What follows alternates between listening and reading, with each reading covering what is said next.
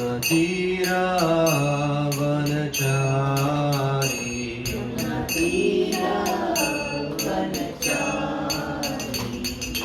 राधा माधव कुंज बिहारी जय राधा कुंज बिहारी जय राधा माधव कुंज बिहारी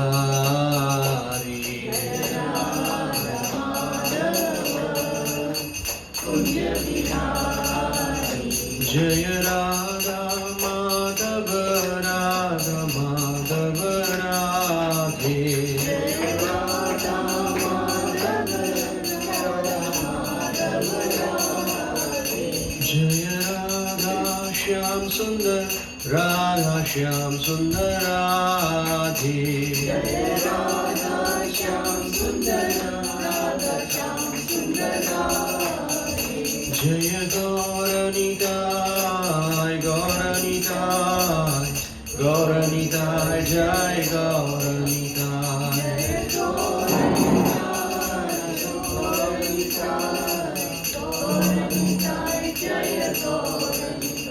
जय जय प्रभुपाद प्रभुपाद प्रभुपाद जय जय प्रभुपाद जय जय प्रभुपाद प्रभुपाद प्रभुपाद जय जय प्रभुपाद जय जय गुरुदेव गुरुदेव गुरुदेव जय जय गुरुदेव जय जय गुरुदेव गुरुदेव गुरुदेव जय जय गुरुदेव। हरिनाम संकीर्तन यज्ञ की श्री प्रभुपाद की जय, अनंत कोटि वैष्णव वृंद की जय। ओम नमो भगवते वासुदेवाय। ओम नमो भगवते वासुदेवाय। ओम नमो भगवते वासुदेवाय। ओम नमो भगवते वासुदेवाय। ओम नमो भगवते वासुदेवाय। ओम नमो भगवते वासुदेवाय। ओम अज्ञानतिमिरन्धस्य ज्ञानञ्जनशलाकया चक्षुरुन्मिलितं येन तस्मै श्रीगुरवे नमः। Sri Chaitanya session. We are going to start a new chapter, chapter number 7, Knowledge of the Absolute, chapter 7.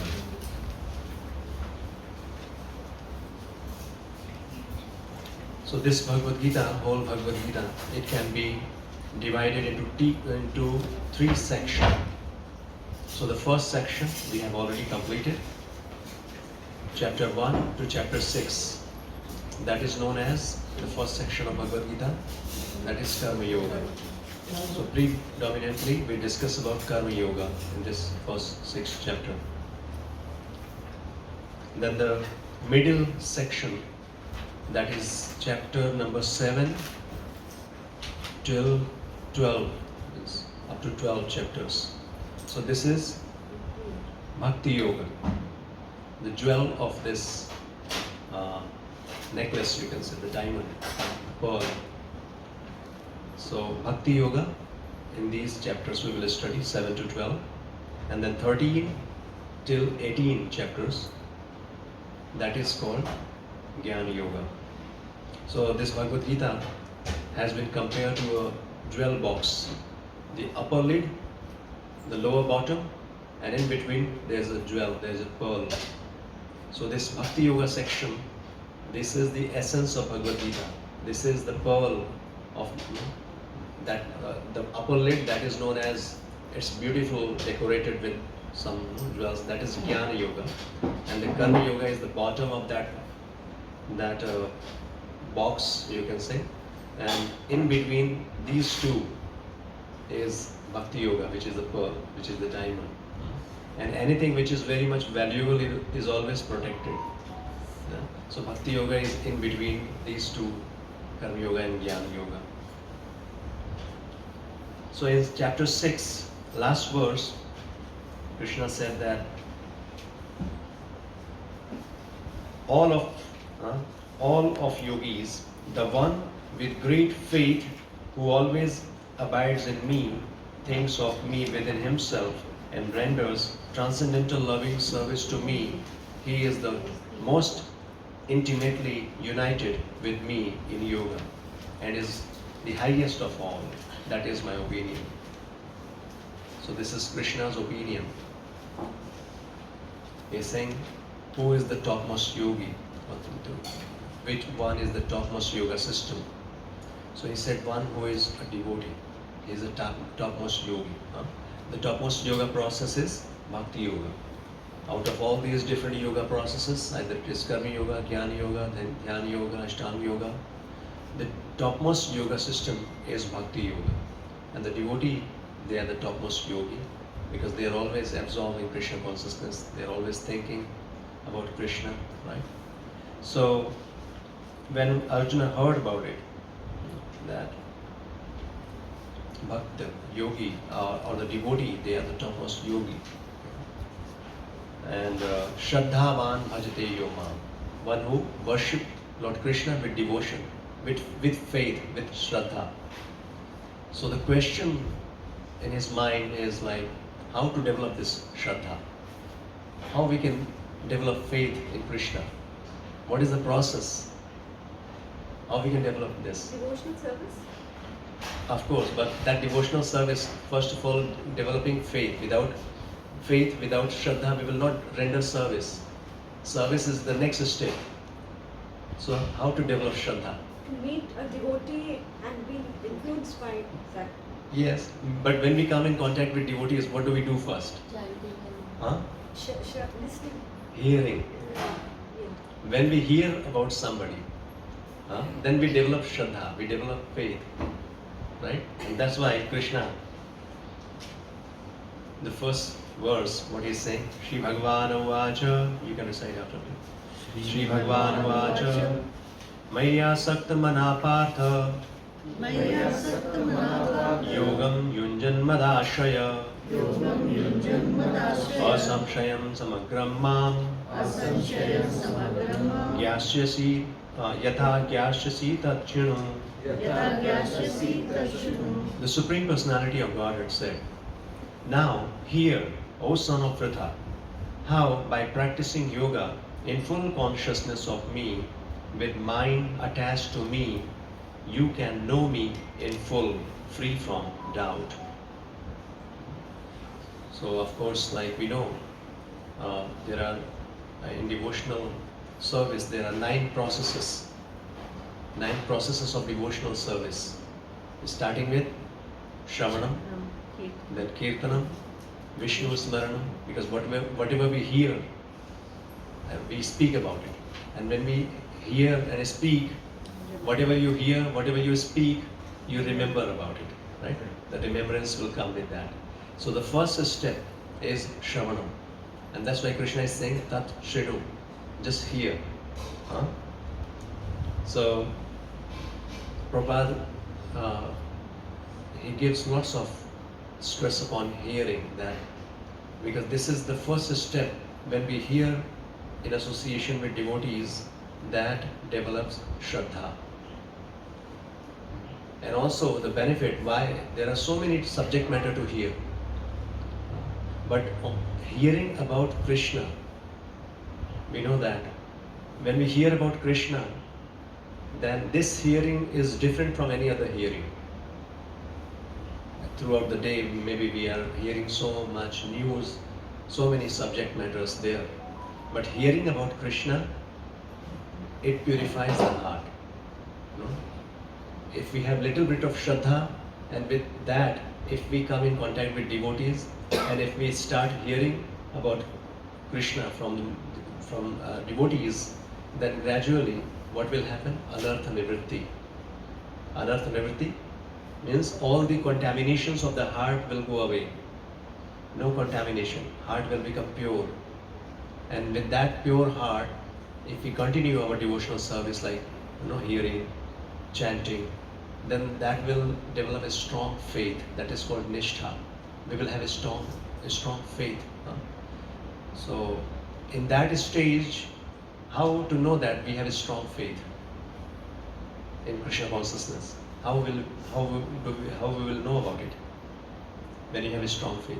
What is desire? Huh? Desire to Yes, of course. I mean, desire to serve Krishna will increase. We will serve more. We will engage ourselves in devotional service, and whatever practices has been given to us, it will happen deliberately. So persistency will be there. I mean, without any push, without any force, we will automatically do that. We will love to do that. So persistency or consistency, that is the demonstration of faith. When we have faith in Krishna, then we will chant His name, we will read about Him, we will hear about Him. So as long we don't have much faith, then definitely our practices sometimes we will do, sometimes we will not do. So to develop faith, we have to hear attentively, because there are different ways to get knowledge in Shastra. Different sources of knowledge is there. We had discussed it in our previous initial classes. Let me see how many of you remember.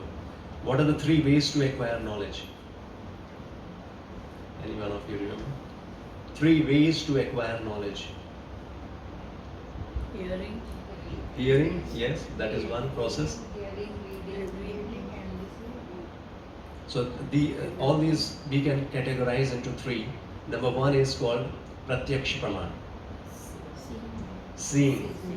Seeing is believing. This is the conception that anything until I see, I cannot believe in it. So seeing, that is called Pratyaksha Praman.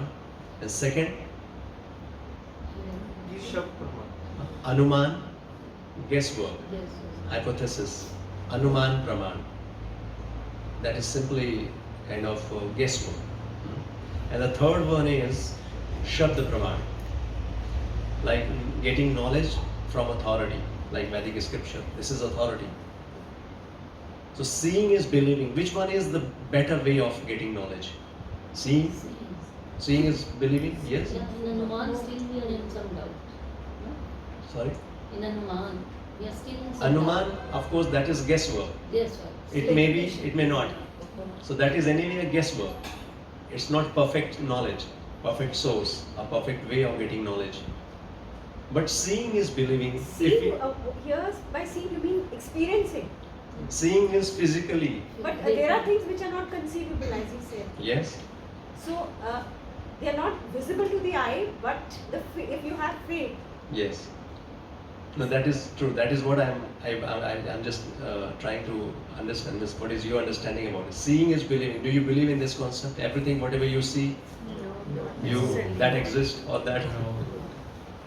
So even seeing is believing. This is not the perfect source, Pratyaksh Praman. Because many things. Why we do not believe in this process? What is the reason? Because most of the people, they will say that until I see, I will not believe it. Senses are imperfect. Senses are imperfect.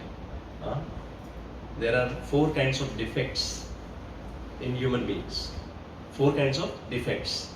Because of that defect, we cannot believe in this process of knowledge. Seeing is believing. Why? Because senses are imperfect. Our senses like eyes, nose, ear. Imperfect means there's some limitation.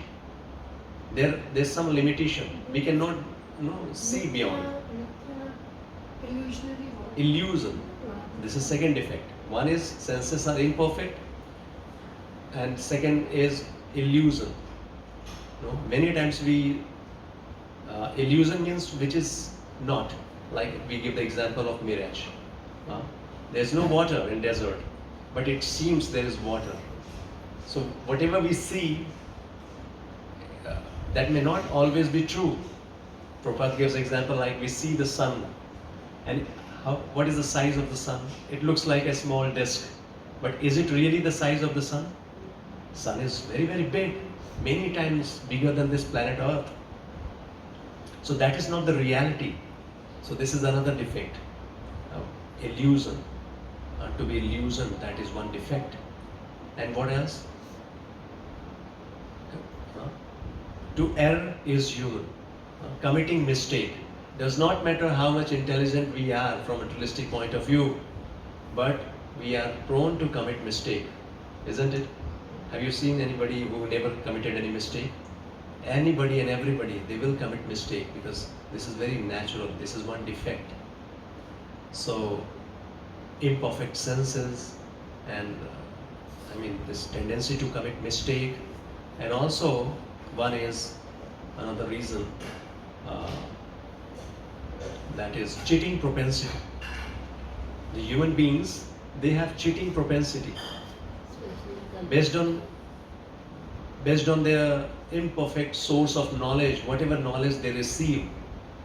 Because of their egoistic nature, they try to justify it.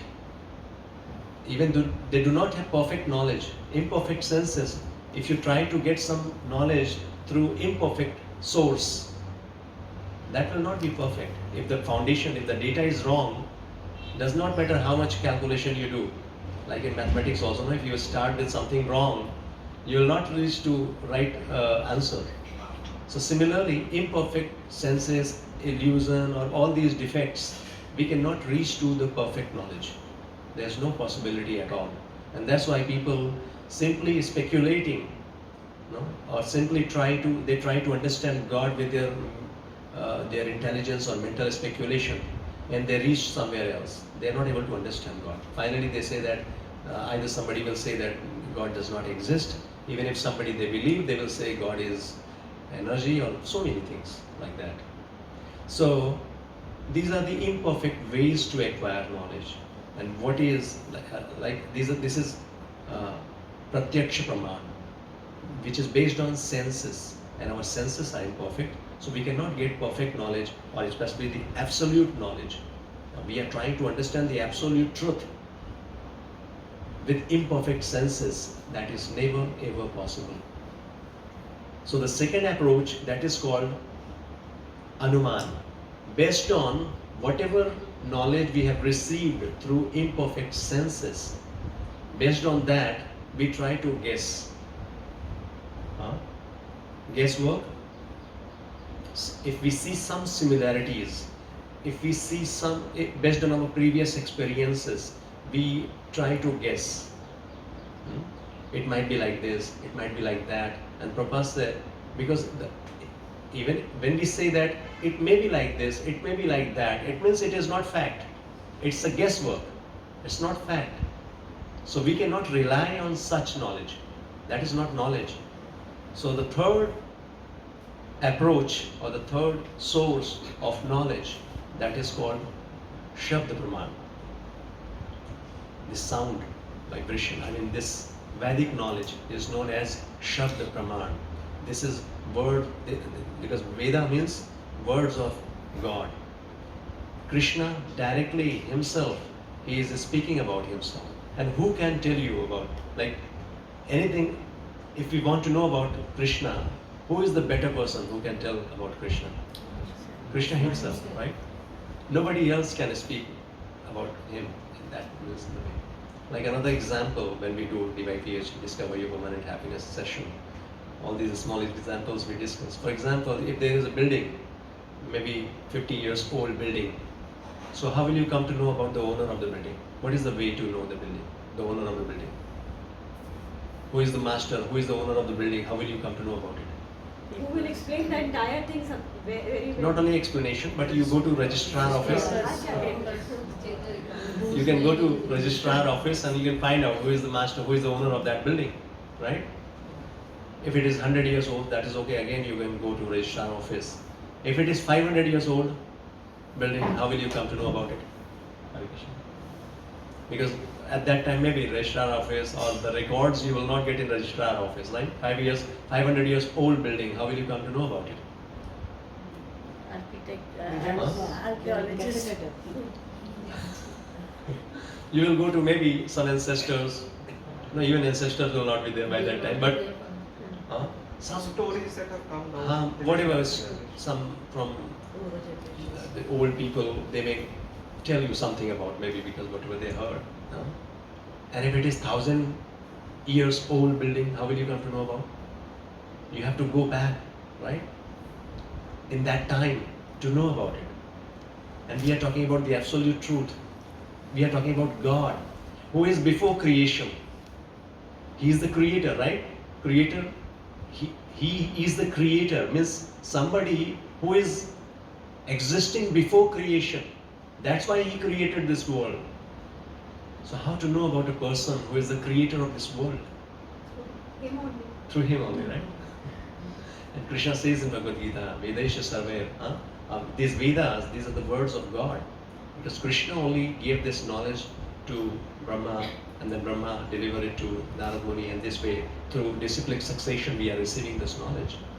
And that's why the best approach, the best way to know about Krishna is Krishna himself. And Krishna is saying, Tat Shrinu, just hear from me.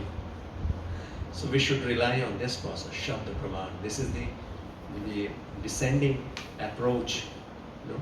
Like another example Prabhupada gives, how to know who is your father. What is the best source to know about your father? Your mother. Mother is the best source. She only can tell about it. No one else. No other experiment is possible. Even if we try to go through, sometimes when I ask this question, people say, okay, we can go through DNA test. Right? That is the easiest way. We can match the DNA and find out who is my father. But that is not at all possible. For that, you have to go through the whole world. You have to just, even after going through the whole world, if you check, as for science, after going through the DNA test of the people of the whole world, you will get 7 common people. 7 people, their DNA matches, similar. So still you are dependent on mother. Out of those 7, who is the real father? Mother only will speak about it. And this Veda is compared to mother, right? So this is the most easiest process to know about God. And Veda, simply we are knowing Krishna is God. Krishna is the Supreme Personality of God. He is the Father. So that is what we are hearing. And Krishna is saying, by hearing, we can know about Krishna.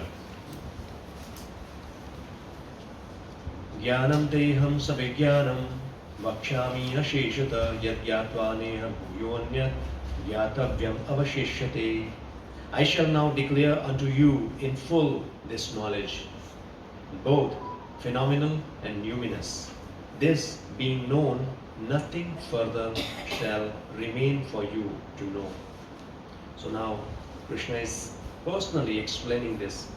He is giving this knowledge, and he is giving this knowledge, complete knowledge. And what Prabhupada is explaining, what is complete knowledge? Complete knowledge includes knowledge of the phenomenal world, the spirit behind it, and the source of both of them. So this is complete knowledge. Knowledge means material knowledge, the spiritual knowledge, knowledge about body, knowledge about soul, or this material world, the spiritual world, and the source behind both of the things. Who is the source behind the spiritual and material? Krishna.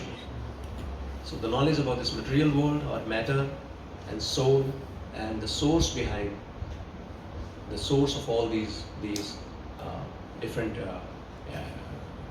source, all these existence.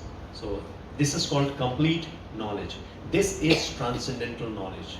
The Lord wants to explain the above mentioned system of knowledge because Arjuna is Krishna's confidential devotee and friend. In the beginning of the 4th chapter, this explanation was given by Lord, and it is again confirmed here.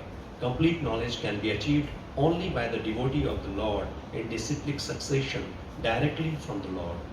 Right? So who can receive this knowledge? Only a devotee. Therefore, one should be intelligent enough to know the source of all knowledge, who is the cause of all causes and the only object for meditation in all types of yoga practice. So Krishna is the supreme source. He is all knowledgeable.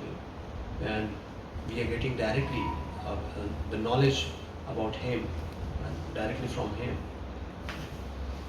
So, when the cause of all causes become known, then everything knowable becomes known and nothing remains unknown. So Prabhupada is explaining here that the complete knowledge means knowledge about Krishna.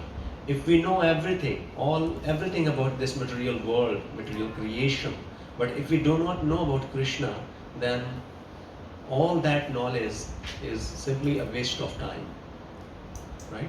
Just knowing how beautiful this material world is, or whatever different things we see in creation, that is okay. But we must know the Creator also. That is called complete knowledge.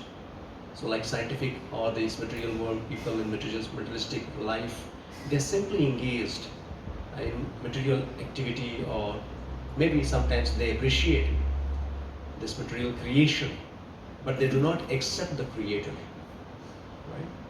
So like we were discussing about seeing is believing. Sometimes we can know by its reflection. Electronic people, they know that what is that? When it is passing through the tube and the reflection we see on the screen. Yes. So with the reflection, we know that yes, some rays there. Similarly, like X-rays, when we go through ultrasound or some X-ray machine, we are not able to see the X-rays with our naked eyes. But we only come to know about when we see the impression, the photograph. So with the help of that, we can understand the existence or the presence of rays. Similarly, whatever we see, by seeing the creation, we can understand that some Creator is there. Nothing is by chance. So, when we see anything, we must see the Creator behind it. That is complete knowledge. Like one time, Prabhupada, when he was on his morning walk, and one devotee, he was just showing Prabhupada, see how beautiful sunrise. And Prabhupada, he was not only seeing sunrise, and he said, yes, see. He was seeing Krishna behind it. He was seeing Krishna behind it. Because when you see some beautiful picture, how beautiful that picture is, and just imagine, about the Creator. Somebody has created, how beautiful He must be. So this is what seeing, this is what complete understanding. Anything we see, that is, there's somebody behind that. And then Krishna is saying, Manushyanam sahastreshu kaschid yatati siddhe yatataamapi siddhanam kaschin mam veti tatvata. Out of many thousands among men, one may endeavor for perfection, and of those who have achieved perfection, hardly one knows me in truth. So knowing Krishna is very rare. He's saying out of thousands among men, many people, they are trying for perfection, right? And out of those who have achieved perfection, hardly one knows me in truth. Because there are many transcendentalists. We can categorize them. What are these different transcendentalists? We know about it? Transcendentalists, Brahmavadi, Paramatmavadi, Bhakta. These are different transcendentalists. Like many people, they try to understand Krishna. So some means their perfection or their understanding is that Krishna is Brahma. Krishna is impersonal. Krishna has no personal form. So this is one level of realization. And second is Paramatma realization.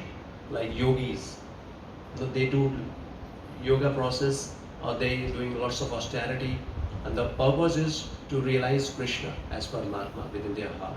That is their realization. And Bhakta, devotee, means they are directly engaged in loving devotional service. So all these different kinds of yogis, after doing so much of austerities, penances, gaining so much of Vedic knowledge, but very rare souls, they know about Krishna. This is not the complete knowledge, like Paramatma realization or Brahma realization is not the complete understanding of Krishna. That is just one aspect of Krishna. So somebody knowing about Brahma means he is having partial knowledge about Krishna. Somebody is having Paramatma realization means he is Brahma and Paramatma both, he is better than the first one. He is having at least Brahma realization and Paramatma realization. But when it comes to devotees, they have all the three realization. They know about Brahma, they know about Paramatma, they know about Krishna. Because they know that Krishna is the source of these two. Brahma and Paramatma, they are not independent. Krishna's bodily effulgence, that is Brahma, and Krishna personally as Paramatma, he is there in everyone's heart. So this is complete understanding. This is complete understanding. So that's why it is mentioned only devotee, only pure devotees, they can understand Krishna. And they are very rare, very, very rare. So devotional service is the only way to know Krishna. Now, like of course Krishna said that we should hear, if we want to know about Krishna, we should hear about it. But many people, like we said, they do not believe in hearing, they want to see. Then for them, now Krishna is speaking how to know about him. So now he is going to speak about his energies, how we can see Krishna. Maybe at this present moment, due to conditioning, we cannot see Krishna, but how to experience, how to see Krishna. Then Krishna is saying, Bhumirapo anulvayu khammanu buddhirevacha ahankariti yamme vinna prakriti ashtada. Earth, water, fire, air, ether, mind, intelligence and false ego.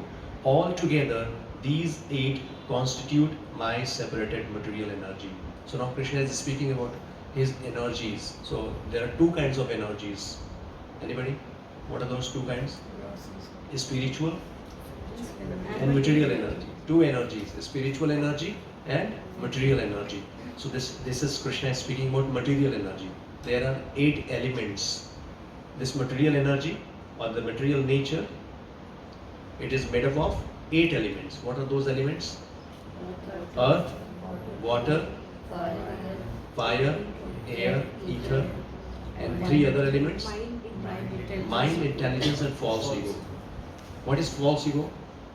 I and the mind. Huh? I owe Yes. this or False this is perception mine. of False perception, wrong identification, right? This is called false ego. So these are the 8 elements. So this Prakriti is made up of these 8.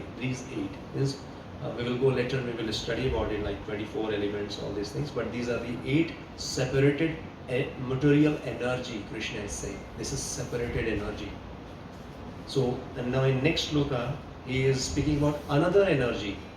The 2 energy, one is this material energy, and he is speaking about the another energy which is superior to this material energy. Who is that? Aparayam mitastvanyam prakritim vidhi me param jiva bhutam mahabaho yayidam dharyate jagat. Besides these, O mighty Arjuna, there is another superior energy of mine which comprises the living entities who are exploiting the resources of this material inferior nature. So we can now say that superior energy and inferior energy. Superior energy and inferior. So inferior energy means material nature. And superior energy is living entity. We living entity, we are superior energy. And what they are doing, this living entity, what they are doing? enjoy. Exploiting or exploiting the resources of this material or inferior energy, right? Why this exploitative mentality is there, enjoying propensity is there in living entity? The living entity, they are trying to enjoy, or the word here being used, exploit the resources, material nature. Material nature is inferior and the living entity, they are superior, and they are trying to control or exploit or enjoy the nature. Why this enjoying propensity is there in living entity? Because it's there with Krishna as well. Yes. Full. Anybody? Why this nature? They think that is why they have been born. Yes. Very true answer. Huh? Because we are part and parcel of Krishna. And Krishna is the supreme enjoyer. So that enjoying propensity is there with us. Right? So that is very natural. But we have to understand our real position. Out of ignorance, the living entity, they come here and they try to exploit or control the material nature. But we are not the master. We are insignificant part and parcel of Krishna. Krishna is the supreme master. He is the supreme controller. No? Prakriti is working under his direction. Yes? He is saying, Maya Dekshana Prakriti Suyate Sacharacharam. This material world, this material nature, it is my energy and she is working under my direction. So Krishna is the controller. But when the living entity like us, when we try to become controller, we come to this material world. This is the reason why we come to this material world. And we try to control the nature, the material world. We try to exploit it, right? But that is never ever possible because that is not our position. Prakriti is very, very powerful. You know? This is the illusory energy of the Krishna. You know? We will, due to illusion, we think that we are enjoying or we are controlling the nature, but ultimately we are being controlled by the three modes of material nature. This is the illusory power, right? Like an example, like in a village area when you go and you see a big bull, and what do you call like the nail, उसकी जो nose है वो रस्सी से बंधी होती है. Even a small boy can easily pull the bull and take it to any direction. और वो जो bull है, what he thinks like, see wherever I want to go, I'm just going there. But the bull is not moving out of his will. The bull is being controlled by the rope within his nose.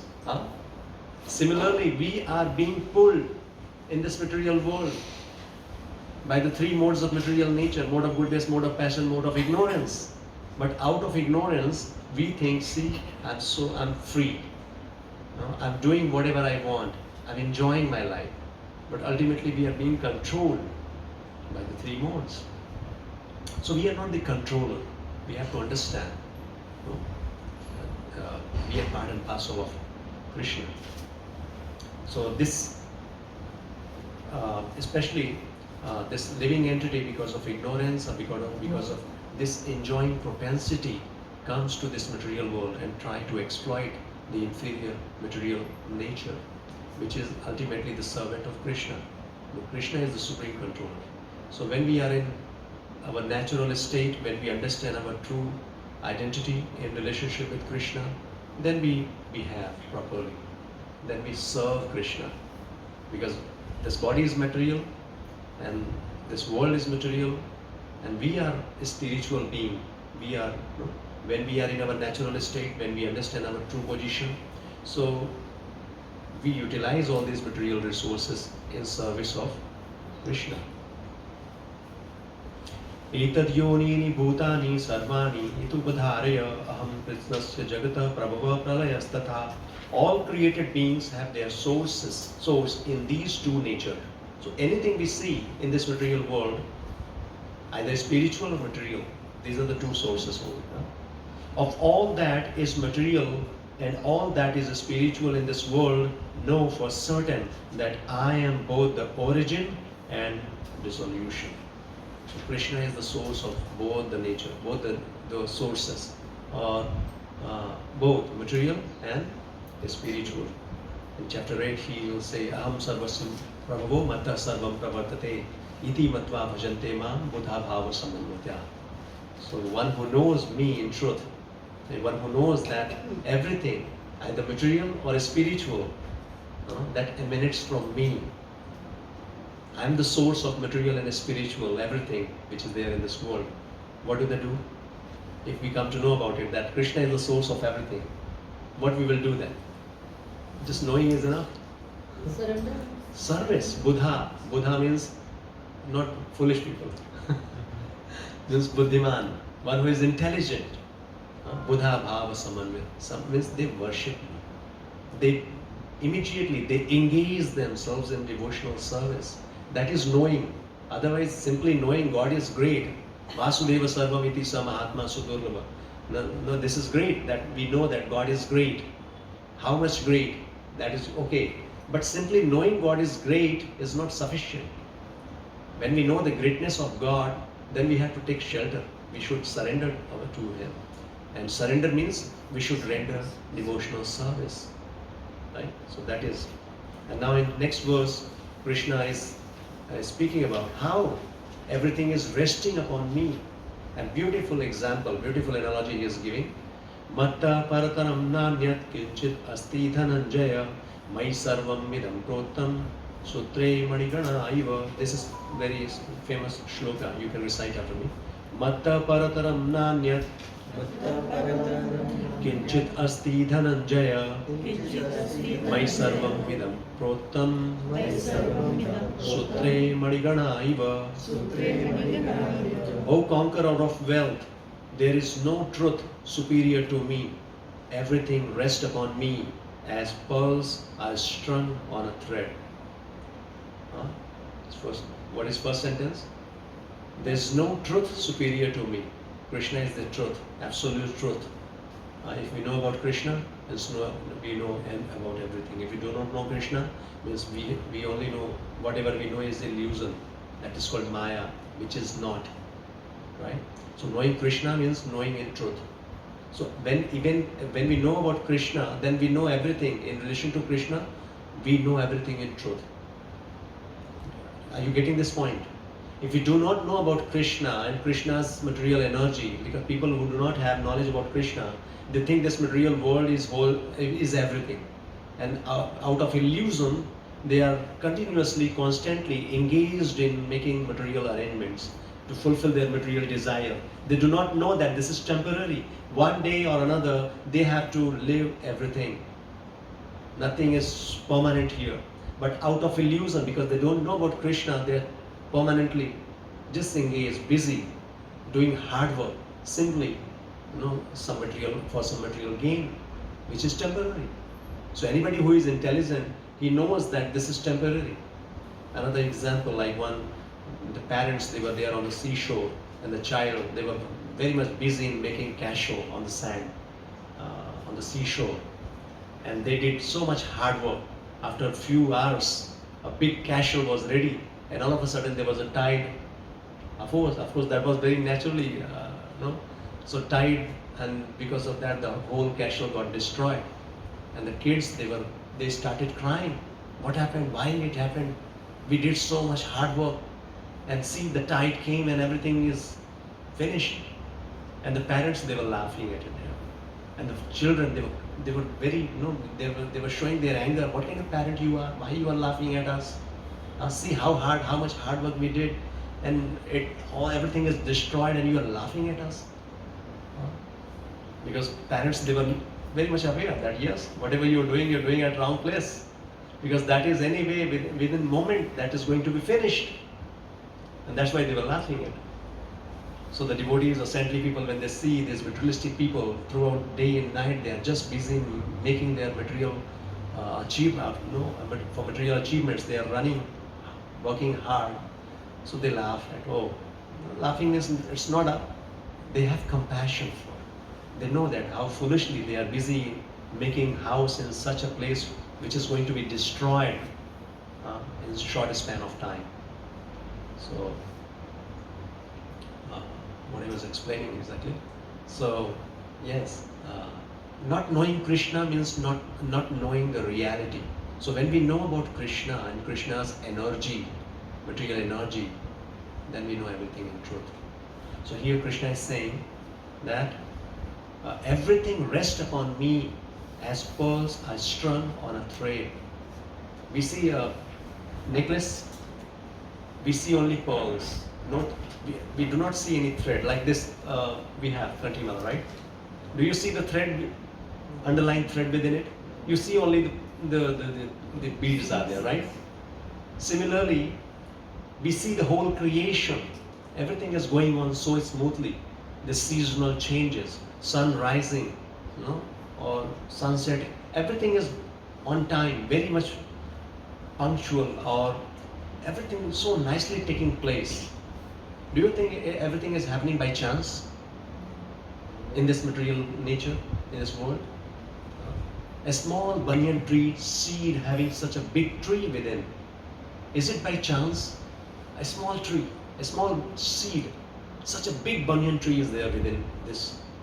How great God is. If you start thinking from this point of view, the greatness of God, everything so nicely arranged. So, I mean, so much detail is there. This subject you can discuss and you can see the greatness of God in this material by seeing the material nature. That's what we are saying, that we cannot see Krishna directly or the Creator, but seeing the creation, we can imagine, we can see the Creator. Every time it is not possible that directly you can see Krishna. But by seeing the creation, you can imagine, you can see that somebody is there. Another example I have given, like Prabhupada glasses. Or when you come to house, maybe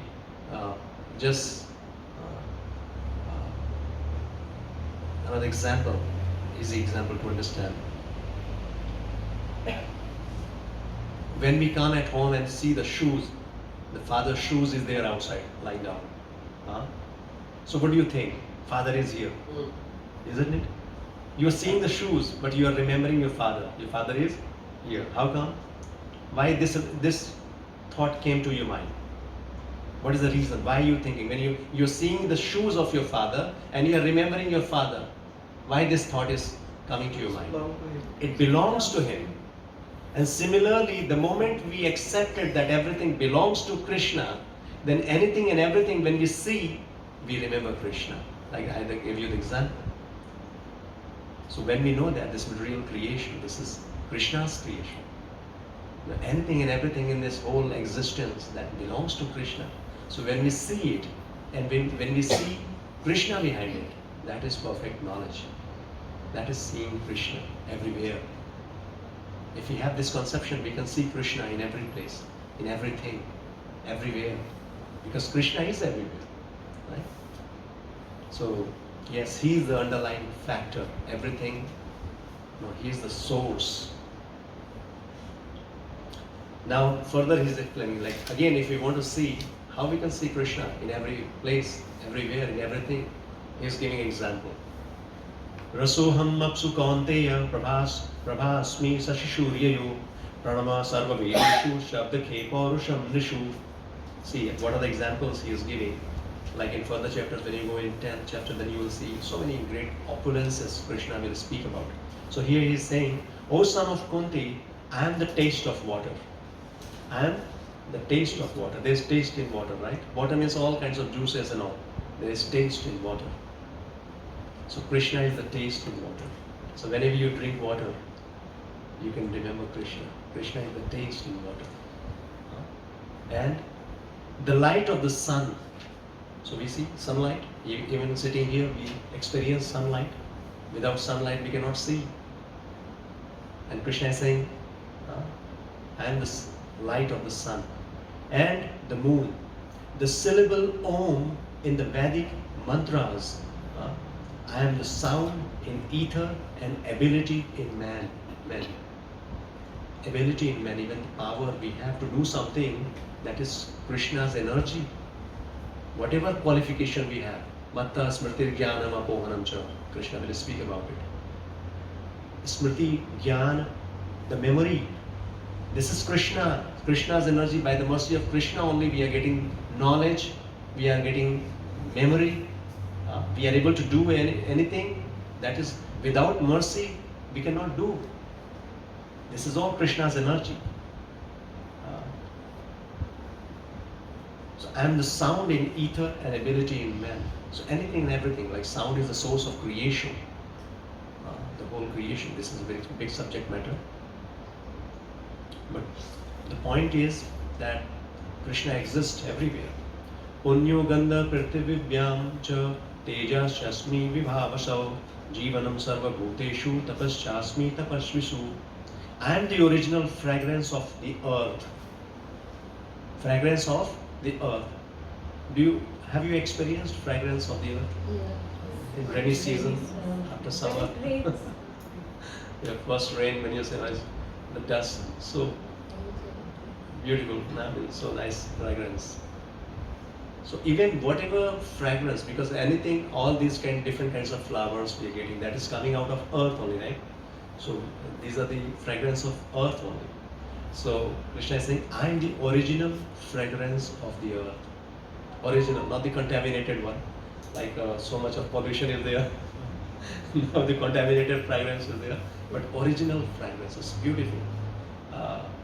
And I am the heat in fire. Do we see without fire can we do anything? Even we cannot digest our food because within our belly there is fire. And Krishna is saying, I am that fire. Without fire we cannot digest even our food. So we are totally dependent on Krishna. One who accepts it, he is known as devotee. One who does not accept, they are atheistic people. They are exploiting the resources. No? Like Krishna said in Bhagavad Gita, 3rd chapter. No? They are taking everything from Krishna, but they are not grateful. They are not reciprocating with Krishna. And this kind of people, they are known as thief. They are simply exploiting the resources given by Krishna without permission of Krishna or without reciprocating with Krishna, without accepting Krishna. So that kind of people are known as ye bhukte istena eva sa. They are thief. Yeah? So I am the life of all that lives. So life means the living force, soul is Krishna. And I am the penances of all ascetics. So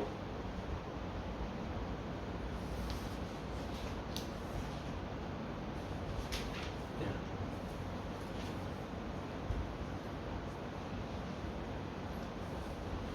So Prabhupada has mentioned that, no? Even for digestion, fire is needed. In Krishna consciousness, we become aware that earth, water, fire, air, and every active principle, all chemicals and all material elements are due to Krishna. Where from we are getting all these resources? The natural resources. Who is giving us? Even if we say that we have constructed this building, for example, I am the owner of this building. But where from you are getting the natural material? Have we created dust or whatever is required for this? We may utilize those resources, means ultimately the resources we are getting from nature. Nature means the master of the nature is Krishna. So everything we are getting from Krishna. And Prabhupada gives example that, for example, if you have given cement, sand, water, bricks, everything to somebody like the constructor or the contractor, and after constructing a building, and they say that no, this building belongs to me. Who is the owner of that building? Huh? Is not the one who has simply means because I have given you all the resources. So if you are constructing building, you cannot say that you are the owner because I have given you resources. So every resource we are getting that is coming from Krishna. And we are just like Mistri, the contractor or constructing the house, and finally we say that they belong to me. So, but Krishna is the source, and that's what he is saying in next verse. Bijam mam sarva bhutanam vidhi partha sanatanam buddhir buddhimatamasmi tejas tejasvinamaham. O son of Partha, know that I am the original seed of all existence. Original is seed of all existence. He is the seed-giving father. Pitaham asya jagato mata dhata pitamaha. He's saying, I am the seed-giving father.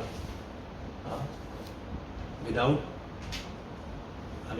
no creation is possible. Seed-giving father. Sometimes people say, because the one who does not believe in existence of God, they see everything happening in nature. Everything is happening in this material world. And the nature, that is the cause of all creation. Of course, that is the source. But nature is not the ultimate cause. It's very easy to understand. Like Mother Nature, no? Like Prabhupada gave example, without father, mother cannot give birth to a child. Father, without father, mother cannot give birth to a child. Similarly, whatever we see in Mother Nature, that is because of Krishna. Without Krishna, it is not possible. And he is saying, I am original seed of all existence. The intelligence of the intelligent. Even if we have some intelligence, that intelligence is coming from Krishna. And the prowess of all powerful men. Any kind of strength, if we have, that strength is from Krishna. Bijam means seed. Krishna is the seed of everything. There are various living entities, movable and inert, birds, beasts, men, and many other living creatures are moving living entities. Trees and plants, however, are inert. They cannot move, but only stand. Every entity is, however, contained within the scope of this is 8,400,000 species of life. Some of them are moving and some of them are inert. In all cases, however, the seed of their life is Krishna. Yes.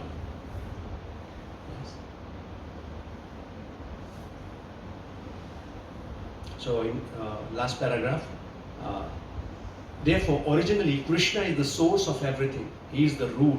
As the root of a tree maintains the whole tree, Krishna, being the original root of all things, maintains everything in this material manifestation.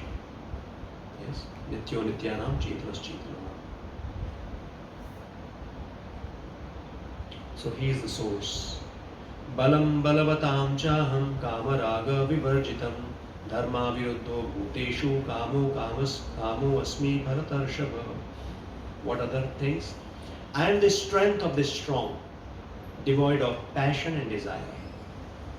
The strength of the strong, devoid of passion and desire. This is, passion and desire means strength, devoid of passion and desire. Like the strong man's strength should be applied to protect the weak, not for personal aggression. Devoid of passion and desire. Because many people, like the demoniac people, they have so much of strength, but that strength, they misuse it to exploit people, to harass people. So that strength is not Krishna.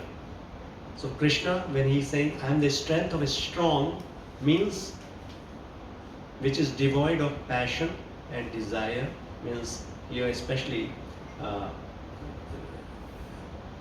the strength which is applied to protect the weak, not for personal aggression. Right? The strength which is helping others, not exploiting others. So that strength is Krishna himself. Similarly, sex life, according to religious principle, should be for the propagation of children, not otherwise. The responsibility of parents is then to make their offspring Krishna conscious. So even Krishna is saying, Kamo, Dharma Viruddho Bhuteshu Kamo Asmi Bharatarshava. Even sex life is Krishna. But which kind of sex life? Or which is for creating Krishna conscious child. Right? So this, because Prabhupada is explaining that being a grihastha, being a family person, remember this is our responsibility, that we should make our child Krishna conscious. And this process starts from the very beginning. Even at the time of conception, before that there is a samskar known as Garbhadham samskar. So the purpose of this Garbhadham samskar is to beget a Krishna conscious child, which is very much religious. So that is Krishna saying, I am that. Ye chaiva satvika bhava rajas tamascha chaye matta eveti tan vidhi nadvaham teshu ye te mahi. Know that all states of being, be they of goodness, passion or ignorance, are manifested in my energy. I am in one sense everything, but I am independent. I am not under the modes of material nature, for they, on the contrary, are within me. What is the meaning of this shloka? anybody, anything in mode of goodness, passion or ignorance are manifested by my energy, right? Any state, anything in this material world that is manifested by, anything which is manifested in this material world, that is by Krishna's energy. I'm in one sense everything, but I'm independent. Right? Like we see so many things, Krishna saying I'm this, I'm that. So people may think that okay, we can start worshipping everyone, everything. This is another concept, right? So of course everything is Krishna's energy, but at the same time it is different than Krishna. This is what called Achintya Bhed Abhed. Chaitanya Mahaprabhu gave us this philosophy, Achintya Bhed Abhed. At the same time, one and different. One and different. Like we know that now everything is Krishna's energy. Everything is manifestation of Krishna's energy. But at the same time, Krishna's existence is there. Krishna is individually, he is existing. It's not that sometimes people believe in this philosophy that because God has spreaded himself into so many things, now God has no existence. God is finished. Because God exists in so many different things. But this is not the concept. Though everything is coming from Krishna, but Krishna himself, Krishna's existence is always there. This is a spiritual calculation. Like in material world, if you have 100 rupees, and if you give 10 rupees to somebody, if you just minus 10 rupees, then it will be 90 rupees, right? But in a spiritual world, 1 minus 1 is again 1. So 1 plus 1, 1, and 1 minus 1 also, that is 1. Means as many expansion is happening from Krishna, but Krishna's presence is always there. Krishna is always there. So here especially the point is that though everything we see in this material world that is Krishna's energy, but Krishna is aloof from all these things. Krishna is the creator of this material world. He is not affected by the three modes of material nature. It's not, we cannot say that okay, because Krishna is in this material world, so he is also controlled by the three modes of material nature. So Krishna is never. Krishna is beyond this three modes. Any example in this material world, how can we understand this? Somebody who is beyond the law of this world. King, do you see king? I don't know even now it is happening, but the lawmaker is always beyond the law. The king. In this material, do we see any example like this? Kings, if they come in, do they get punishment or do they come under this material law? I don't know, but this example I heard about somewhere that the king is always beyond the law. Even if they are committing any mistake, but they do not come under the natural law. Maybe, but God is the creator. He is the lawmaker.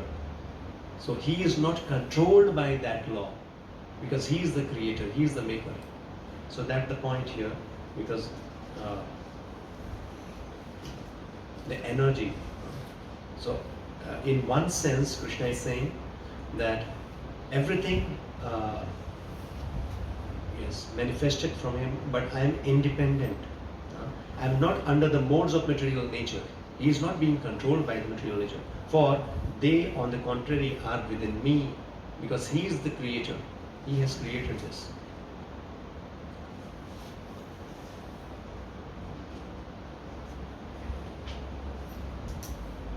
So now a question may arise that okay, if Krishna is everywhere, then why we are not able to see him, or why we do not have faith in Krishna? If Krishna is the source of everything, and Krishna is all pervading, he is everywhere, then why we do not have faith? Why we do not believe, or why do not accept Krishna? Then Krishna is saying, Tribhi gurmair bhaver evi sarvam vidam jagat mohitam na vijanati mamebhya param abhyayam. Deluded by the three modes, goodness, passion and ignorance. The whole world does not know me. Why they do not know me? Because they are covered. Mohitam na vijanati ma bhebhya param abhyayam. Deluded by the three modes, goodness, passion and ignorance, the whole world does not know me, who am above the modes and inexhaustible. So this is the reason. Though Krishna is the supreme source, he is the cause of all causes, he is all pervading, he is everywhere, in everything, in every person, but still people do not accept, do not believe, because they are covered by the three modes of material nature. Mode of goodness, mode of passion, mode of ignorance. Knowledge is covered by lust. We studied this in chapter 3. The Maya has covered the knowledge. Maya means three modes of material nature. So it is all because of these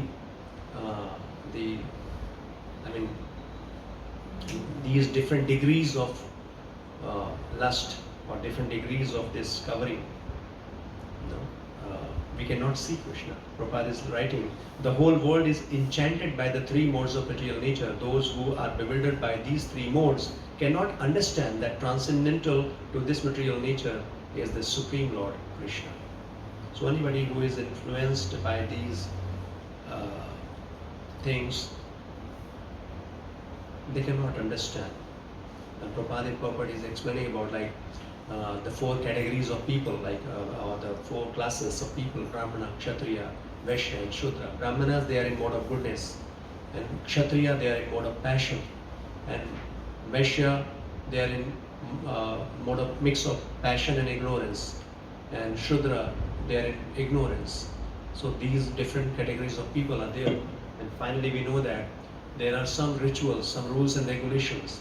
Ultimately, Krishna is suggesting that we should be at least in mode of goodness, first of all. Why? Whichever mode we are in, because we all have these three modes, but particular mode is prominent in particular time and circumstances. So at least we should try to come to the mode of goodness first, because in mode of goodness we will develop taste to hear about Krishna, and when we hear about Krishna, then gradually we will go beyond the three modes of material nature, that is Shuddha, Sattva, Guna. So as long as we are controlled by the three modes of material nature, we have material desire, material attachment, it's very difficult to know Krishna. And how to overcome, how to be free from the three modes of material nature or the clutches of Maya. What is the process? Can we overcome Maya? By engaging ourselves Right? in devotional service. United with the satsang. Now, satsang, that is fine. All these are different processes. I mean, now, as of now, what we heard about, that Krishna says, if you want to know me, then hear about me. Where from? From supreme authority, from parampara, disciplic succession. That is clear. We have to hear. And Krishna now is speaking about himself. How everything, I'm everywhere, in everything. My energies, different kinds of my energies. Material energy, spiritual energy, spreaded everywhere, right? Everything in these two categories, either spiritual or material. And I am the source. And he also gave example how you can see me in different things. And the taste in water, and the fire. So many examples he gave. Now again, why people, in spite of all these things, they are not able to accept Krishna, they are not able to understand Krishna, because their knowledge is covered.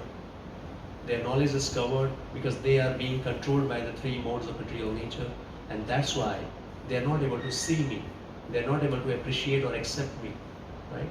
So now, how to overcome it? This is a natural question which is coming out. Okay, how can I uncover this? Or how can I be beyond this matter, material nature, or the three modes of material nature? What is the process? Keep on thinking of the Lord. Huh?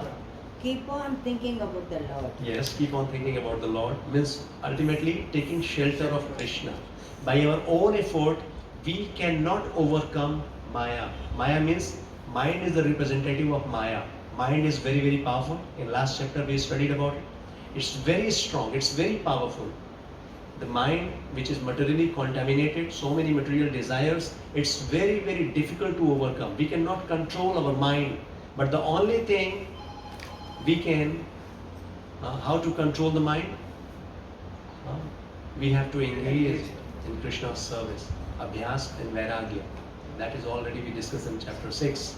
But now here Krishna is, what is the very famous shloka, he is giving us mantra, how we can overcome Maya. How many of you want to overcome Maya? We all here for the same purpose, right? We want to overcome Maya, we want to overcome death, right? Overcoming Maya means overcoming death. We don't want to die again and again. So Krishna is saying, Devi yesham gudamayi mama maya duratya mameva ye prapadyante maya metam tarantite. Devi yesham gudamayi. Is in this divine energy of mind consisting of the three modes of material nature is difficult to overcome. So first Krishna told about this material nature, Vinna, Prakriti, Ashtada, my material energy which is made up of 8 elements. And now here he is saying this divine energy of mind. Divine energy, this is Krishna's energy, material nature, consisting of the 3 modes of material nature. Because material nature, she is the controller of this material world, Maya, or we call it Durga Devi. She is the superintendent of this material jail, material world. And she is having Trishul. You know what is the meaning of that Trishul? What is that Trishul? She is... The 3 points. 3 points. Represent the 3 She is miseries. holding that Trishul just to control the envious soul. Envious, or the soul or the living entity who are envious to the Lord. Right? Envious. We all are envious, no? Somehow, because we were envious to Krishna, and that's why we left Krishna and came to this material world. And her duty is to control such people here in this material world, to keep those people in this material world. It's not easy to get out of this jail because she is the controller, very powerful controller. And the 3 modes of material nature means mode of goodness, mode of passion, and mode of ignorance. This is Trishul. This is the weapon. She controls everyone in this material world. So people in mode of ignorance, they are anyway controlled because they not know anything about Krishna consciousness. They don't know the purpose of life. They are not at all trying. They are fully surrendered to Maya. The full faithful servant of Maya. And above them, you go mode of passion. They are so much engaged in earning money. For them, money is sweeter than honey. No other purpose in life, no relation, only money, only bank balance, or just increasing wealth. Even they do not bother about their family also. They don't have any good relation. Means money is anything. वो हिंदी में कहावत है, बाप बड़ा न भैया. So this is a hardcore materialistic people. So money, wine, women, that is their only goal. So they don't have any time to think about their life purpose, self-realization. They don't know. So they are also controlled by mode of passion, not ready to leave this world. And people in mode of goodness, though they are satisfied, they are happy, they are not hankering, but they are bound in this material world because of happiness. Everything is going so nice. My life is so well. Why should I think of so many things? I'm happy here, let me be happy. We'll see whatever will happen in future. They are not much worried about future. But of course, in mode of goodness also, this because of happiness, people are bound in this material world. And we should know that this time is not permanent. I told you that story last time, no? The king Yes. sent his minister. Do you know that? Okay, that's maybe some other class. One king, he sent his minister that you just go and bring one ring. No, anybody who wears that ring, anybody happy, he should become sad, and anybody sad, he should become happy. So the minister, he thought, what kind of ring is this ring? And he was knowing that it is deliberately the king, he is just putting me into such kind of, giving me such kind of assignment, but this kind of ring never exists. So just to make a joke out of it, king sent him, okay, go and bring such kind of ring. He went out, he started searching for many days, and just the king wanted to check his wit, how he behaves, or we will make a joke out of it. So he went out and he started searching. After a month, he went to some old people and then said, I'm looking for a ring which can make people happy, people sad, and sad people happy. So the old man just gave him a ring, and something was written on that ring. And you take this ring and just go. And the minister himself, he could read that, and the moment he read, because he was very much sad, he was searching for that ring and he could not find, and he became happy. So they were perfect. So he went to the king and just gave it to him. The king was happy, king was laughing at that time. He said, we will make a joke out of him because I know that nothing exists like this, and let's see what he did. So, did you get that ring? And all other people around the king, they were laughing. And yes, I said, the minister said, yes, I got it. This is the ring. Anybody who wears it, happy person will become sad, and sad person will become happy. So, and he gave to the king, and the king just saw the message, and he became sad. What was the message? What was? Just guess what was there written on? Huh? Nothing is permanent. No, if you're happy, this happiness is not permanent. Very soon it will be over. And if you're sad, now this message is very common. Now, if you say somebody happy, and if you say this is not permanent, very soon it is going to over. You will become sad. Anybody who is sad, if you say no, this is temporary, over a period, this will be over, you will become happy. Matra sparshastra gaunteya sitosha sukha dukkha. Krishna is saying, all this happiness and suffering, this is temporary, just like season changing. This will also go away. Go means change. So that is. So we have to understand, even people in mode of goodness, or if we think that, okay, God has given me so much, and my life is so nice, so we should not be entangled with this happiness. I mean, we should think that so fortunate I am. Let me make best use of it, because this is not permanent situation. Any moment we may have to leave this, and we don't know which life we are going to get later on, which kind of, what situation or condition will be there. So better make best use of this time and the resources we have received by the mercy of Lord to get out of this jail. Otherwise we will again go on in this cycle of suffering. So, and the solution for that is, Krishna is saying, those who have surrendered unto me can easily cross beyond it. The easiest process to cross, not easiest, the only process, I will say. There's no other way to overcome Maya. The only way is to taking shelter of Krishna. Another example, like when you go to some someone's home, and you see some strangers or somewhere, and you see a dog. So dog starts barking, does not allow you to enter into the room. It happens, right? Because you are a stranger, and any stranger coming, then dog, they start barking, will not allow you. But the moment the master says, just something, just if the master is there, and simply just कुछ बोलना शुरू करता है, हट या ऐसा, no, don't, then automatically you will see the dog becomes very polite. I mean, just वो भौंकने की बजाय उसको चाटना या ऐसा वैसा कुछ करना शुरू कर देता है. Because the dog knows, by this instruction, the dog knows that he is friend to my master.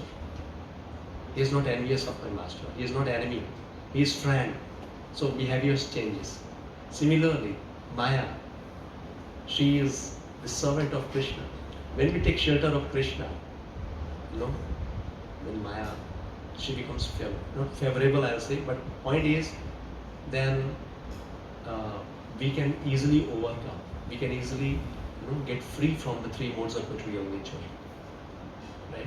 And Krishna personally favors. And that's why devotee, because they are highly engaged in devotional service, and they are beyond the three modes of material nature. They don't have any fear, any anxiety, any stress, beyond the three modes. So that is, Krishna said, how we can overcome Maya or material energy. So I don't know how much time we have left now. It is 12? Okay. So next two verses, very, very important verse. Maybe we will, if you want to discuss it this time. Otherwise, now after knowing that if we want to overcome death, if we want to overcome Maya, we want to free from this material world, the suffering, the cycle of birth and death, the only way to take shelter of Krishna, that is the way. Then question arises, why people do not take shelter of Krishna? Or what kind of people? No? Or who are those people, no, who take shelter of Krishna, and the kind of people who does not take shelter of Krishna? So in these two shlokas, Krishna is going to speak about those people who take shelter of Krishna and those people who do not take shelter of Krishna. Would you like to know today? 10 minutes? Huh? Yes. So I'm just going, it's a very crash course kind of, very quickly I'm going through the shlokas, but whenever you get time, read purport. So much of detailed knowledge Prabhupada has given.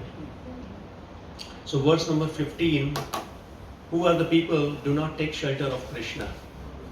So let's spend another 10 minutes. So you can repeat, recite after me. Namam duskritino mudha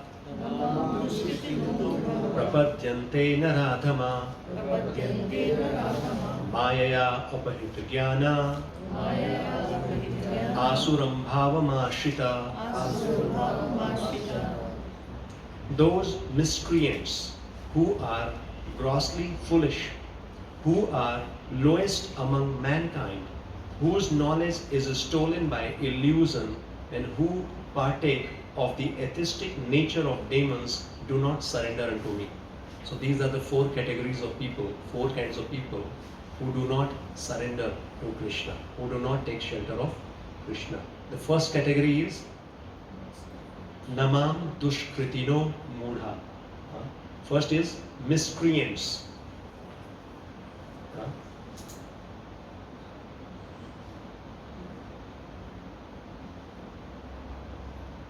Miscreants. Let's read.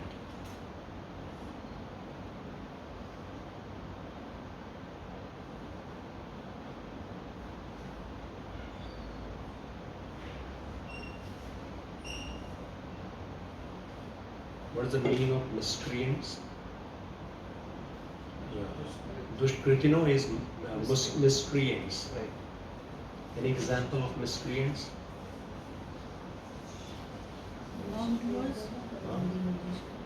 This is a very long purport. You will get it. Miscreants. I mean, let's see. You can search for. Huh? Google this, What? the exact English. No, not meaning. Word meaning is there. Let's read the purport because I'm just trying to find out those people. Jigai and Banai. Miscreants, they are Wrongdoers. wrongdoers, of course. Miscreants, wrongdoers that they don't know the purpose of life, just engage in sinful activities, eating, sleeping, mating, defending, this kind of activities, sense gratification. Miscreants, that kind of person. Mudha. And Naradhama. Naradhama means Adham. Naradhama is lowest of mankind. Like there are four categories: Brahman, Kshatriya, Vaishya and Shudra. So this Naradhama, they do not even come into these four categories. They are beyond these, even below these four categories. They are called dog eaters, Chandal, Naradhama. So they do not come under these four categories, right? And Maya Apahita Jnana. Maya Apahita Jnana means even so many intelligent people we see in this material world, very intellectual people, very knowledgeable from material point of view. They have strength, they have so much opulence, but their knowledge has been, the true knowledge has been covered by Maya. Maya Apahita Jnana means they are so much engrossed in material sense gratification or material opulences or their goal is only to achieve material, maybe perfection, material achievement, they forget about their real purpose of life. Maya aparhita jnana. Knowledge has been covered by Maya. They don't know that this is temporary life. This is not permanent. Huh? And asuram bhavam ashrita. Asuram bhavam means demoniac mentality. They are always, demoniac mentality means like we see here, Hiranyakashipu, Ravana, they are demons. Huh? Demoniac mentality means does not accept the existence of God. Such kind of people do not believe in God, and they think just means atheistic people basically do not believe in God, do not believe in Scripture, and they think like everything is just happening. It's without any Rakshasi quality. Just I am God. They themselves think I am the controller, I am the master. Demonic mentality. They are envious of God. Whose energy is that? Sorry? From where they get the energy? That energy, demons. Like you say, all energy is Krishna's energy. Yes. So, but those who are murdering and doing wrong things, Yes. which energy? They are energy of Krishna. Ultimately, they are energy of Krishna. Energy of Krishna means they are also soul, either demon or divine or demoniac. They are all part and parcel of Krishna only. But isn't it in Krishna's hand to give them the good energy? No, I got the point. What you're asking about, like, this is either somebody is going good or bad. So, where from they are getting this desire, or where from they are getting energy. So ultimately, the power, energy, everything is being provided by Krishna only. But the living entity desire, that free will, is always with us. If we desire to do bad, if we desire something wrong, right, we will get it. Krishna is not interfering with our free will, right? If somebody wants to misuse free will, so Krishna will facilitate. And if somebody wants to utilize it, then also Krishna will facilitate. But this way we cannot say that Krishna is the doer, like last session we were discussing, last session, that the three doers, especially when we were discussing about. Okay, now if Krishna is the sanctioning authority, Krishna is giving us his strength, then who should get punishment? Who should get punished for the sinful activities? No, Krishna, right? Why we are suffering? Why? If Krishna is the root cause, Krishna is the all cause of all causes. But we have to understand it's desire, it's not just action. Who is desiring that? Krishna is just sanctioning based on our previous account, karmic reaction, karmic account. If we have done good activities or bad activities, based on whatever we have done previously, based on that, Krishna is just sanctioning, and the Mother Nature is facilitating, executing that. So desire is that root cause, because we are desiring, and based on that desire, whatever is happening, we are bound to suffer or enjoy the fruits of our action, the action which is happening. So that is one topic to understand. But here what we are trying to understand, that these are demoniac people. They do not accept the existence of God, and they think I am the master, I am the controller. Like example, Ravana, Hiranyakashipu, Duryodhan, all these people, they were demoniac people. They never accepted Krishna. They never accepted Lord Ram as God, especially. So these four categories of people will never take shelter of God. So I think when you read purport, a very beautiful, you will very clearly understand. Prabhupada is giving miscreants. See here, the atheistic plan makers are described herein by the word duskritina, or miscreants. Kriti means one who has performed meritorious work. The atheist plan maker is sometimes very intelligent and meritorious also. Like atheistic people, Nastic people, they are very so much of quality is there. Very intelligent, so many degrees, so much of knowledge. But because the atheist brain is improperly utilized, in opposing the plan of the Supreme Lord, the atheistic plan maker is called Duskriti, because their brain, they have intelligence, but that power is being misutilized because they are opposing the plan of the Supreme Lord. They are doing anything which is against nature. Yes, so many technological advancement you see, but we see so much of natural disasters or natural, not disasters, I'll say pollution, or they are not at all bothered about it. Ultimately, that is creating havoc or going against nature, right? So this is going against God. If you are doing something which is against nature, that is going against God. So misutilization of the power, which indicates that his intelligence and efforts are misdirected. So they have intelligence, but ultimately it is misdirected. They are not doing it in right direction. Like big scientists, if you see, like I remember one scientist, who is the creator of this atomic bomb? He created. Yes. I mean, scientists, if you see their opinion, they created with a different mindset. I mean, the purpose was something different, but it is being misutilized. So big intelligence, Duskritina, they are intelligent, but because they do not have proper direction, they are not, their desire or the activity is not aligned with God, and that's why those activities, instead of helping, that is becoming a kind of cause of destruction. So you can read all these things. Different Prabhupada is explaining.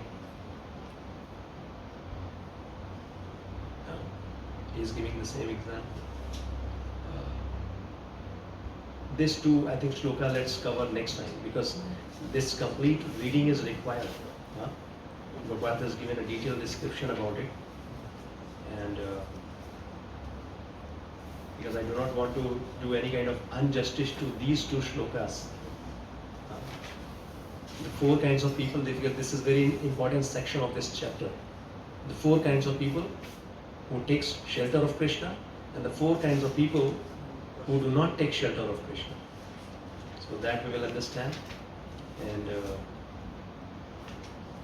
then go onwards. Many good topics are there.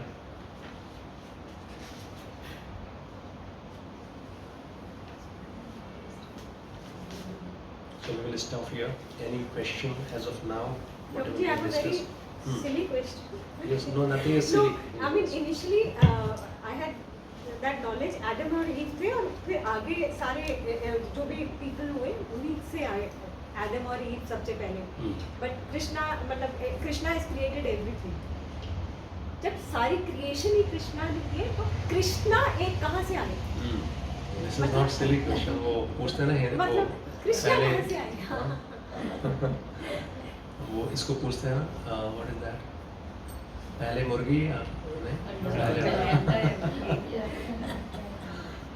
This is like Nobody that. could answer that till today. But we have to understand, because that's why Krishna is God. God is not created. So God is And always. he has a form also. Huh? So Huh. he has a form also. So that form वाला person, how did he exist? I mean, उसकी origin कहाँ से हुई? That's why we are saying that. That is what makes Krishna God. God means one who is always existing, even after annihilation of the whole creation. He will always exist. That is the definition of God. God is always existing. He is all powerful. He is all merciful. These are the words for God, right? If God, after the annihilation of this material creation, even if God is not existing, our God also then He is not God. God is always there. And simply by His will, all this creation takes place. In Srimad Bhagavatam, a detailed description we see how, with the will of Krishna, every creation is taking place. But Krishna is always existing. After the annihilation, everything again merged into Krishna. The further expansion of Krishna, like Mahavishnu. So all these are detailed subjects. Krishna has many incarnations. different purpose, different incarnation is there, innumerable incarnation, right? So all these incarnations into different categories are there, but we have to know that God is source of everything. There is no source for God. God is the source of everything, so He always exists. Right? So we simply accept it. Not simply accept it. Is No, not just. I'm just trying to. It's stuck into my mind. वो कहाँ से आए? That's why this is when we speak about God, especially the absolute truth, understanding absolute truth with our material mind and intelligence, it is not possible. And if we understand everything, then we become God. I mean, the point is there are many aspects which we cannot understand, inconceivable, right? And that's why Krishna says that only devotee can understand, because there are so many things about God which is inconceivable. With our material mind, brain, logic, we cannot understand, but we accept it, and that is good for us, because there is no way to find out the source. Even Lord Brahma, who is the creator of this material world, when he took birth upon a lotus flower, even this is very inconceivable for us. How come somebody take birth on a lotus flower? Who is the mother of Brahma? She appeared on a lotus flower. This lotus system which is coming out of the navel of Mahavishnu, Agarbhodakshay Vishnu. And on the top of that lotus flower, Lord Brahma, the creator of this material world, he is appearing. And he himself got bewildered. He was not able to know where from and why. What is the purpose of my existence? He started exploring. He could not find the source of his creation. Up and down many years, just he heard 2 syllables, tapa, and he could understand the words of God, tapa, austerity, tapasya, and he sat down in meditation and he started doing austerity, chanting, whatever. And now after 100 years, celestial, he had darshan of Krishna in the form of Vishnu, and he got the knowledge we are receiving. That is what it was first given to Lord Brahma. Tene Brahma Hridaya Adhikavaye Muhyanti Yatsu. So this knowledge was revealed within the heart of Lord Brahma, and from him we are getting this knowledge. One who has seen Krishna, right? So Krishna gave this knowledge to Lord Brahma, and through Parampara we are getting this knowledge. So we have to believe in authority. Lord Brahma himself was not able to identify the source. How can we? So we have to believe in authority. Yes, I please. heard a concept in one of my groups. We know that we know things. We know that we don't know things. But then there is, we don't know that we don't know things. So that's where it lies. We know things. We know that we don't know, but we don't know that we don't know. That's where you are coming from. You don't know that you don't know. Yes. For that, as he says, it will take generation, maybe few births to understand few things. But now you know easily. The easy process, we are learning to know everything. Fact. We need not to do that much speculation. That's why the moment you take shelter of your mother, very easily you can know about your father. Otherwise, you keep on doing a speculation, you keep on doing so many experiments, you will not be able to know. That is very simple example to understand. We have a limited mind, sense, intelligence. If we simply keep on speculating, we are simply going to waste our time. Simply waste of time. But we are not saying to become, accept everything blindly. Using intelligence, that is a sign of, means we have to, like Arjuna is using intelligence, not accepting everything blindly. Otherwise, Krishna was not as Krishna. Why he is speaking 700 verses at the time of when the war, In the middle of the war. in the middle of the war, when everybody is just waiting 45 minutes, 48 minutes, he is speaking 700 verses. Otherwise, he would have all of a sudden, just at one point, within seconds, he would have said, Sarva dharman pariteja mamekam sarvam braja, aham tvam sarva papebhu mokshasyami masucha. Just take my shelter. I am God. He would have said it. He didn't say like that. Giving all the explanation. And Arjuna is asking so many. I don't remember the chapter where Krishna says that I existed before you existed. First And I chapter. will be there. First.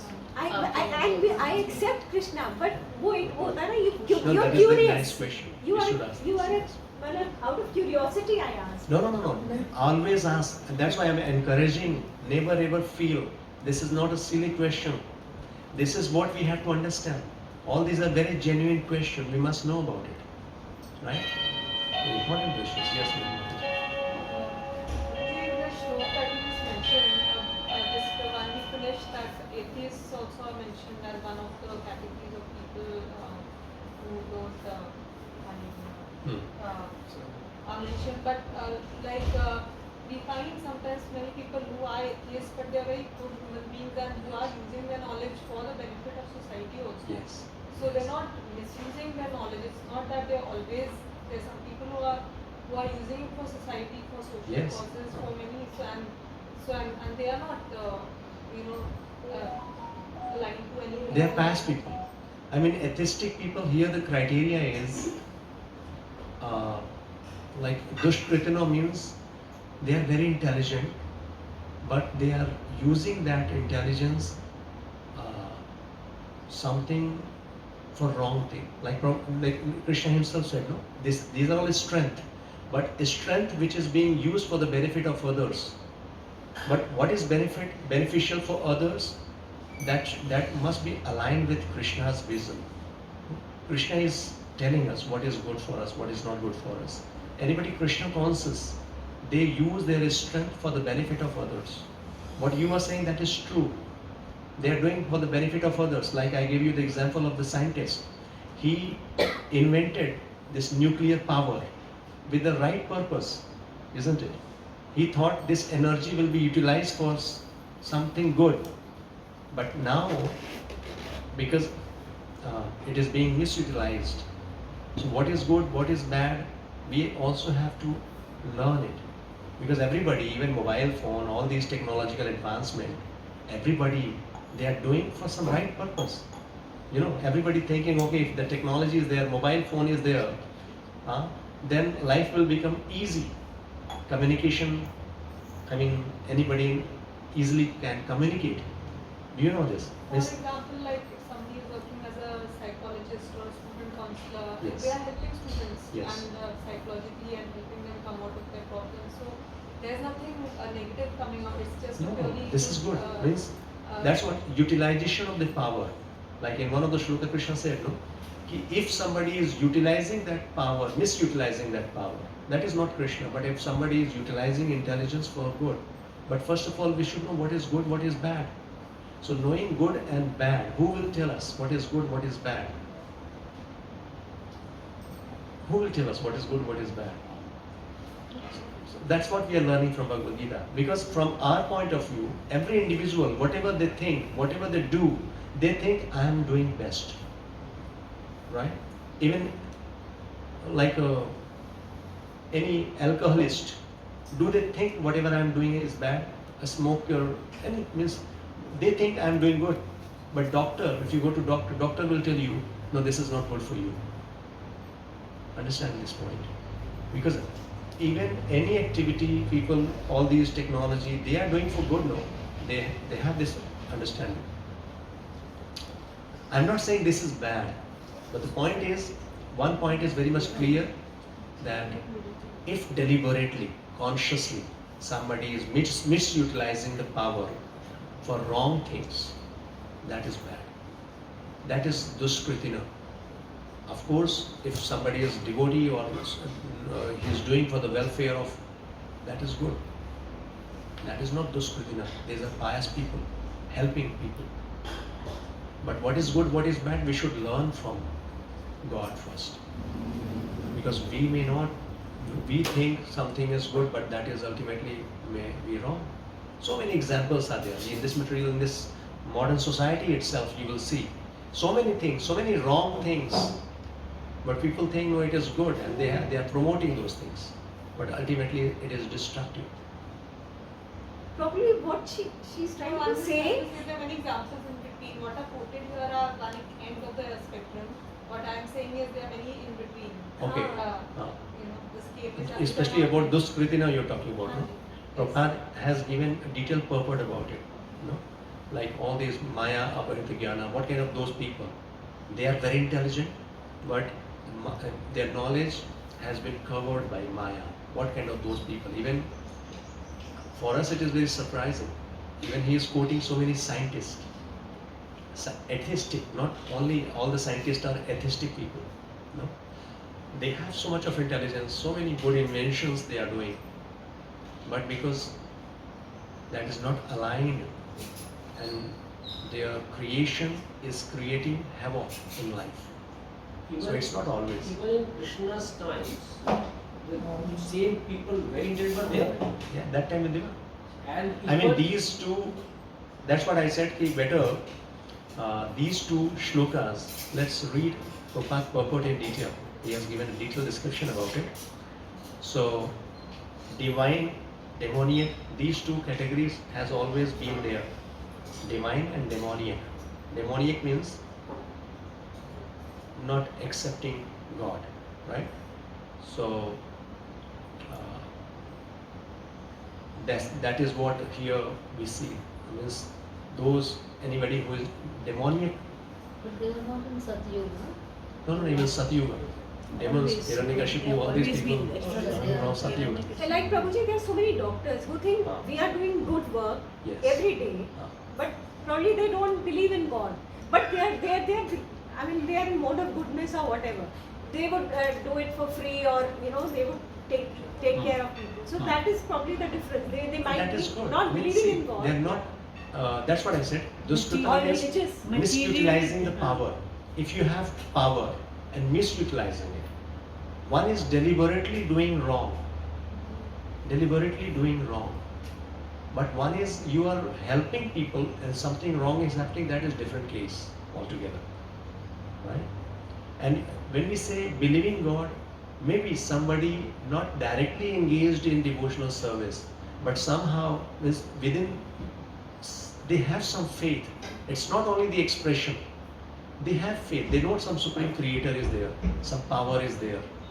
They may not say maybe Krishna or something, but they have some faith. They are pious people, not Duskritina. Duskritina means totally atheistic people, and they are misutilizing their power for wrong purposes. Even they are doing some creation, but not creation, for some destruction. Right? Like, I think you can see many examples, like Corona. Somebody created that virus. Can any ordinary people create this? Any ordinary people are foolish people, they cannot do this, right? They are very intelligent people, but this is called miscreants, creating destruction. You misutilizing their power to create destruction. Even the Twin Tower attack, Obama, he is also misutilizing his power. I don't know how much real this fact is, but what the point we are trying to understand, that some ordinary people cannot do this. So they have lots of intelligence, power, and they are misutilizing that power to create destruction. Many big corporates, I was just hearing some people talking about big corporates, their CSR fund, they are